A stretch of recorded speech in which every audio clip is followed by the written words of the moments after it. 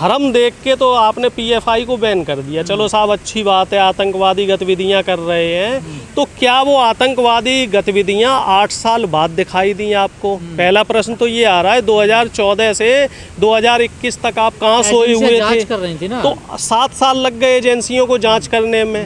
ठीक है, जब आपको चुनाव के समय कोई मुद्दा बनाना होता है तब तो जांच प्रक्रिया नहीं होती और आनन फानन में काम कर दिया जाता है, कहीं बुलडोजर चढ़ा दिया जाता है, कहीं एनकाउंटर कर दिए जाते हैं। यहाँ दरअसल मुद्दा ऐसा था, जो पीएफआई का हेडक्वार्टर है केरल में, मेरी जानकारी के हिसाब से, और केरल में ही एक भारत जोड़ो यात्रा चल रही है जिसका नेतृत्व तो कांग्रेस पार्टी के तमाम लीडर और इसके अलावा तमाम जो सिविल सोसाइटी के लोग हैं वो लोग कर रहे हैं। तो मुद्दे से भटकाने के लिए इस काम को किया गया। और साथ में पैरेलल में एक बात और थी, 22,000 करोड़ रुपए का एक ABG नाम की कंपनी है गुजरात की, वो मोदी जी के व्यापारी मित्र हैं जिनका नाम है ऋषि अग्रवाल, उन्होंने 22,000 करोड़ रुपए का फ्रॉड किया और वो वहाँ से चंपत हो गए हैं। तो एक मुद्दा ये भी था, तो इन दोनों मुद्दों को दबाने के लिए इन्होंने पीएफआई वाला काम किया है।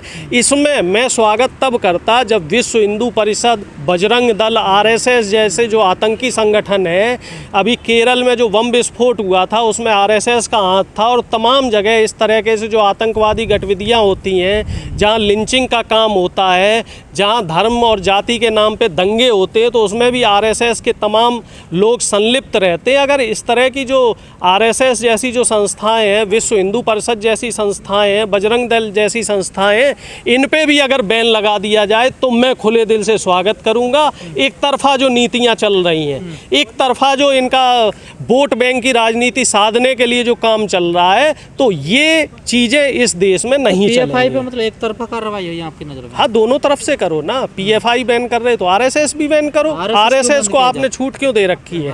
RSS जो है देश का पहला, आज़ाद देश का पहला आतंकवादी नाथूराम गोडसे किस संस्था से था? RSS से था ना। साध्वी प्रज्ञा जो अभी संसद में बैठी हुई है किस संगठन से थी? RSS से थी।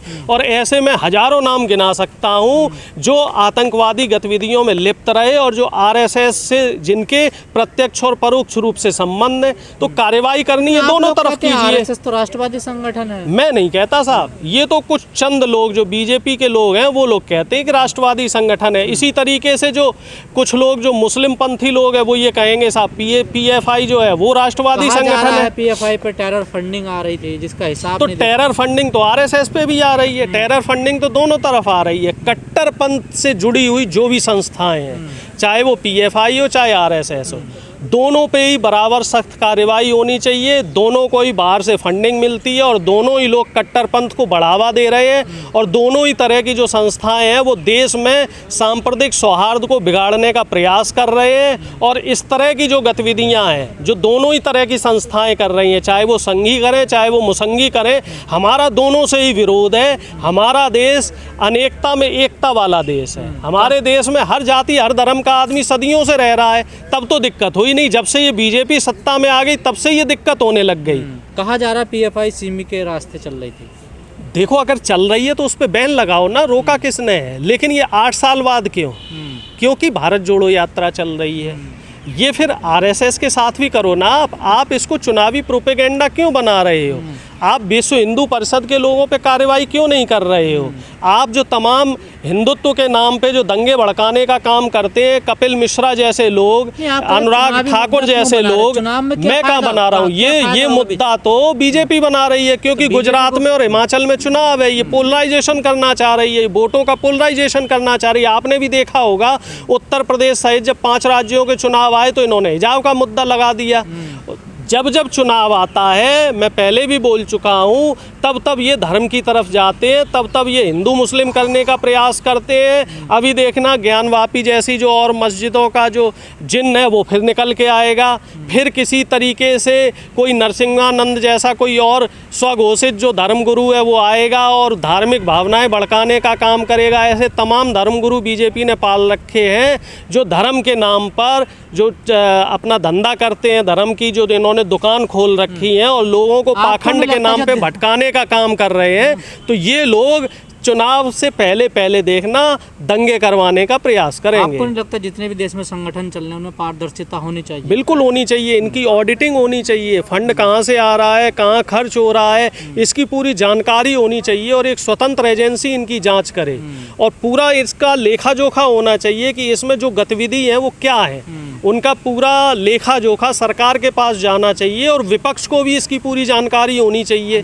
इस तरह से नहीं है कि साहब हम जांच कर रहे थे और चुनाव आने वाला है तो हमने छापे डाल दिए। पीएफआई के जो बैन के समर्थन में है? नहीं, हाँ बिल्कुल, पीएफआई के भी बैन के समर्थन में और हम आपके चैनल के माध्यम से मांग करते हैं कि आरएसएस जैसे जितने भी कट्टरपंथ संगठन है और पीएफआई जैसे और जितने भी कट्टरपंथ संगठन है सब पे बैन लगना चाहिए और पारदर्शिता के साथ सबकी जांच होनी चाहिए, सबकी ऑडिटिंग होनी चाहिए, कहाँ से पैसा आया, कितना पैसा आया, कहाँ खर्च हुआ और इसमें जो भी संलिप्त हो, जिसकी भी संलिप्तता हो, चाहे वो किसी भी जाति का हो, धर्म का हो, पार्टी का हो, हर व्यक्ति के खिलाफ धारा जो हमारा जो आईपीसी है उसके तहत सख्त से सख्त कार्रवाई होनी चाहिए। ऐसा नहीं कि साहब उसका फर्जी एनकाउंटर कर दो और उसके घर पे बुलडोजर चढ़ा दो। जिस तरीके से भारतीय जनता पार्टी कर रही है कि कहीं कोई अपराधी पकड़ जाता है और उसके बीजेपी से कहीं प्रत्यक्ष या परोक्ष रूप से तार जुड़े होते हैं तो मामले को रफा दफा करने के लिए उसके घर पे बुलडोजर चढ़ा दिया जाता है। इतना खतरनाक संगठन है तो फिर उसे 5 साल के लिए क्यों बैन किया गया? उसको बिल्कुल बैन कर दो ना और जो लोग हैं उनके ऊपर सख्त कार्रवाई करो। 5 साल के लिए क्यों किया गया? मिली भगत है साहब, 5 साल के लिए बैन नहीं किया। चुनाव आने वाला है तो इस वजह से एक चुनावी स्टंट किया जा रहा है कि हम सब पोलराइजेशन करेंगे और इसमें जो इस तरीके की कट्टरपंथ पार्टियां हैं ये सब मिली हुई हैं। चचा जान भी इसमें मिले हुए हैं और चचा जान जैसे और जो कट्टरपंथ वाली पार्टियां वो भी मिली हुई हैं कि इसके नाम पे पोलराइजेशन होगा, हिंदुओं का वोट अलग जाए और मुस्लिमों का वोट अलग जाए, संविधान की बात ना हो। ओवैसी साहब सर्वविदित है, उत्तर प्रदेश में ओवैसी साहब उन सीटों पे चुनाव लड़े हैं जहां पे उन्होंने निश्चित रूप से कांग्रेस, सपा, बसपा जैसी पार्टियों को नुकसान पहुंचाया है। इन्होंने सीधे तौर पे बीजेपी को फ़ायदा पहुंचाने का प्रयास किया है। बिहार में भी इन्होंने यही काम किया था और बंगाल में भी इसी काम को करने की कोशिश की थी। हालांकि बंगाल का जो वोटर था वो कंपैरेटिवली समझदार था, पढ़ा लिखा था, तो बंगाल में इनकी साजिश काम नहीं कर पाई। लेकिन बिहार और उत्तर प्रदेश में ओवैसी साहब ने निश्चित तौर पर भारतीय जनता पार्टी की बी टीम के रूप में काम किया और यहाँ की जनता के साथ धोखाधड़ी हुई। लेकिन डॉक्टर साहब, ये जो पॉपुलर फ्रंट ऑफ इंडिया है पीएफआई, ये मुस्लिमों का संगठन बताया जाता है, लेकिन इसका जो नाम है कोई इसमें मुस्लिम कोई वर्ड नहीं है और 5 साल के लिए इसको बैन करती है मोदी सरकार। इसके भविष्य में क्या देखते हैं आप? क्या ये सरकार को सपोर्ट कर सकता है? चुनाव खत्म होने तो सपोर्ट ही सपोर्ट है। जैसे चचा जान को फंडिंग होती है ऐसे ही पीएफआई को फंडिंग होगी।